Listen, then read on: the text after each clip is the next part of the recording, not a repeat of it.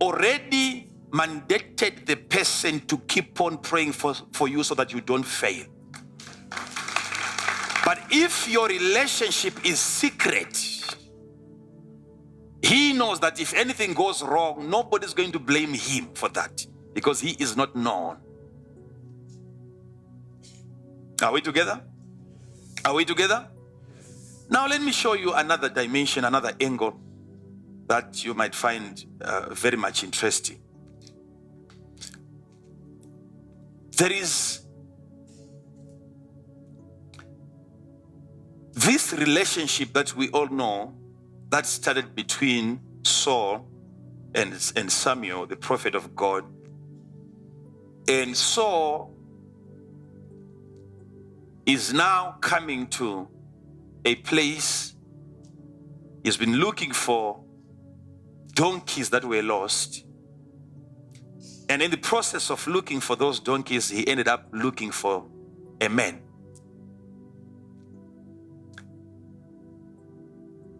And finding a man was the quickest way. A man that he then found made it easy for Saul.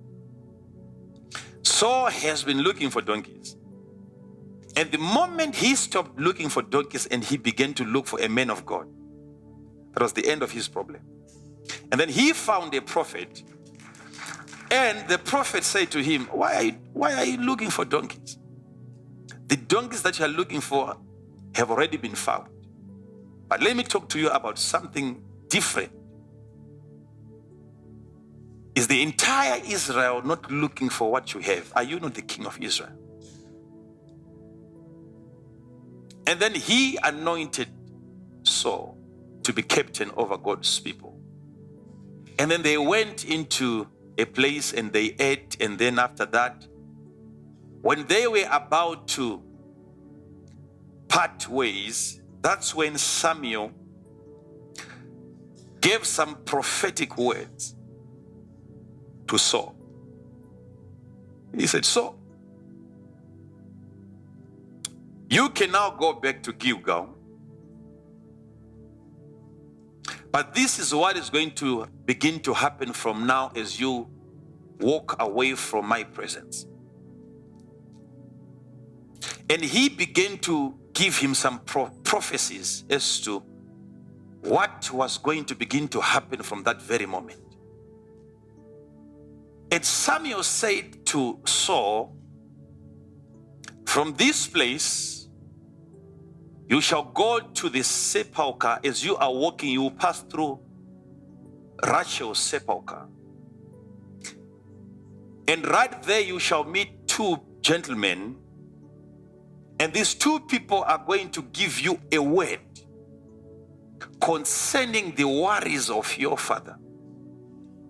They are going to tell you that, so your father is now looking for you. He's no longer worried about the donkeys because the donkeys are already found. He's now looking for you. He's worried about you. And after you meet those people, you will then come to the borders of Benjamin.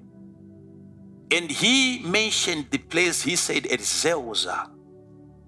This is a prophet giving accurate prophecies and even addresses. You shall come to this place, and right there you shall meet three gentlemen. One of them is going to be carrying 3 goats, and another one is going to be carrying 3 loaves, and another one is going to be carrying a bottle of wine. Detailed prophecy. Right? And then one of them is going to give you 2 loaves of bread. All this, it is happening in the presence of his father. His father is ordering his steps. What is going to be happening? Right? And he even said to him, and these people, even before they give you anything, they are going to salute you. The level of respect that you are going to have. Before I can announce you as king, people are going to begin to salute you even before me coming there to announce that. Okay? And all this, it is happening in the presence of his father.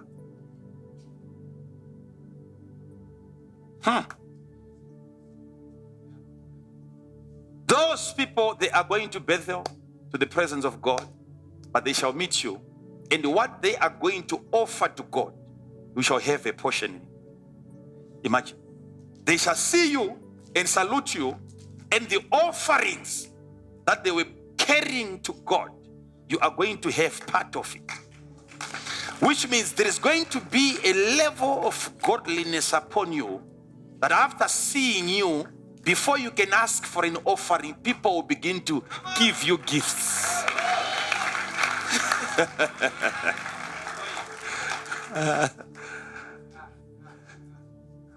You don't come from the presence of your father and lack money. You don't beg for bread. No. No.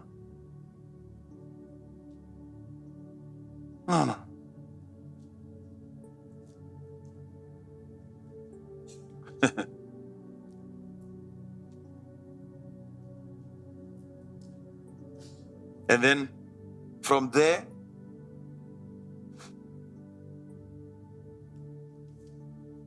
you are going to pass through the mountain of God. But right now there is a garrison of the Philistines. And you shall meet a company of prophets. And you shall see that there are certain prophets amongst them that are playing harps. And he gave him even a list of the instruments that they are going to be playing. And then when you meet with those people, the Spirit of God is going to come upon you. You shall be changed into another man. And we shall begin to prophesy among them.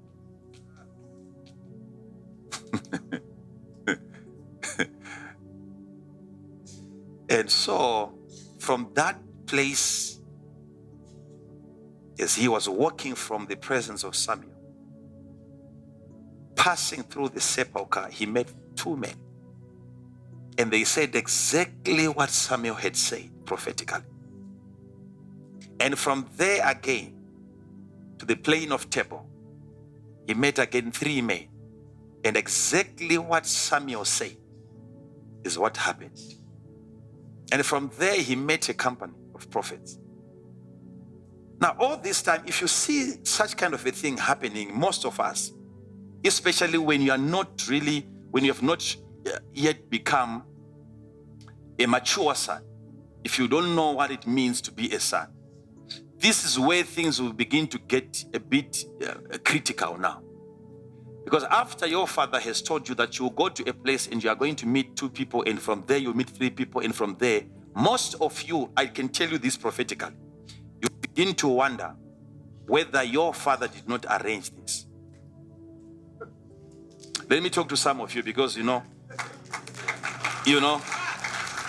But for Saul to believe that those words were prophetic, it was because of a new heart that was given to him.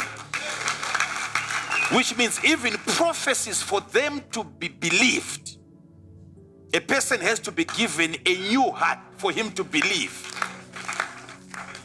Some of you, that's the moment you begin to investigate.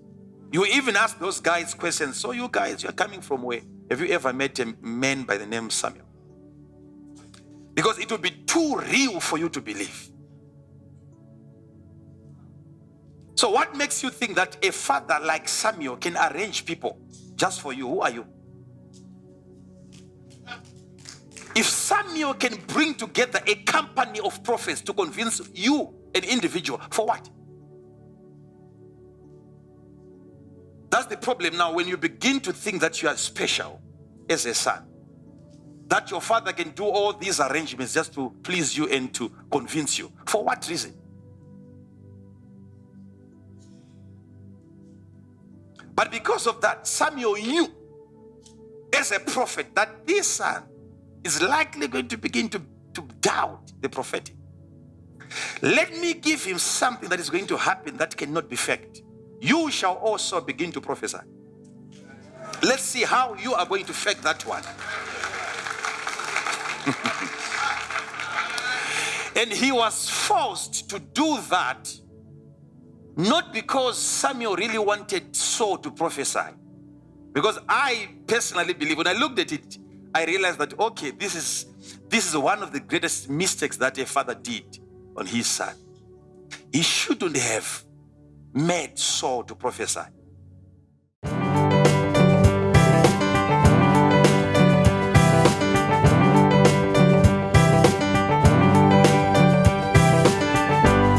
Sons, listen to me. If you want to become a son, learn to listen. Let me advise you. You should come to a place where you don't even believe in your own dreams more than you can believe in your father. You are going to begin to do things and people are going to question you and ask you, how come we had you last year, but how come you are able to achieve what you are achieving now? And then you will begin to talk about the importance of fatherhood.